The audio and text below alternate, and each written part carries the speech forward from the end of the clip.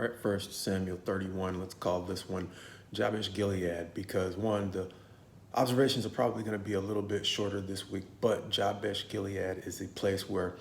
early in Saul's reign, he showed a kindness that is now going to be repaid to him in death, because this is the final chapter in First Samuel, and it's short, but it's powerful and probably tragic in a lot of ways, because Saul is again going to go to war against the Philistines, but this is going to be the last time because he is going to be struck down in battle. But in addition to Saul, he's going to lose his 3 sons, and it's also going to note that he is going to lose all of his men, understanding that earlier as Saul went about Israel during his reign, he would attach any mighty man that he saw to himself. And so it seems like these are the same men that are going to perish with him in battle. But not only are they going to lose men, but they're going to lose territory, because those who are going to hear about Saul losing in battle are going to flee their cities. And as they flee, the Philistines are going to take over territory. Not all of Israel, but it's going to sound like it's a good portion of the territory. And so the bright side of this story is that a kindness that Saul showed early on in his reign as king is going to come back to him, because after the battle, the Philistines are going to find him and his sons, and they're going to hang them on the wall at the location of the battle. But they're going to behead Saul and the men of Jabesh Gilead, who travel all night to make sure that his body and the bodies of his sons are not hung up on the wall for any prolonged period of time. And they're going to take his body, the body of his sons, they're going to burn them and bury the bones. And that kindness is going to be a bright side of an otherwise lingering conflict that's going to continue on into 2 Samuel, because Saul is going to show us probably some of the downsides to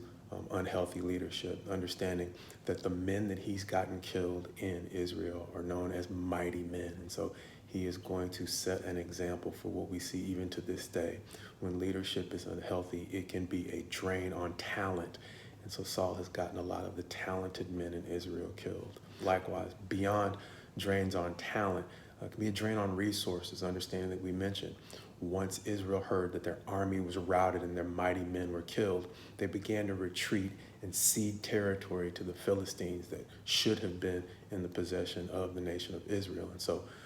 unhealthy leadership can also be a drain on resources, something that we see even to this day.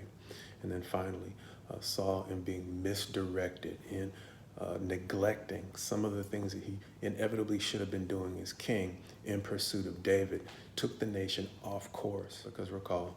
God in the blessings and curses promised to Israel that if they did the things that were consistent with managing the nation of Israel in a healthy way, they would not see defeat at the hands of their enemies. But in addition to the nation having strayed and even asking for a king, now under the rule of that king, he has led them further astray by attacking the innocent, and in the course of doing so, actually killing the priests. And so now we're seeing a situation where leadership that could have directed the nation back into a period of time where God was simply going to fight their battles for them so that they did not have to see war or oppression at the hand of the Philistines, has now drifted back into the very things that had them living in caves through much of the period of the Judges. So even though he did some things that caused a drain on talent,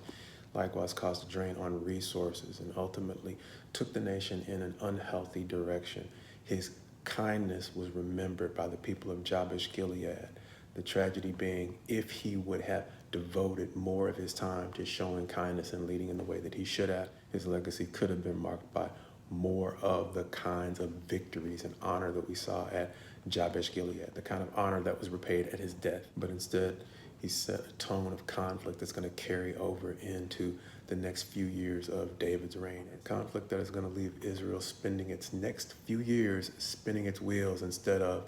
moving forward, until someone is finally going to ask the question, is the sword going to devour forever? But more on that once we get into the first few chapters of 2 Samuel.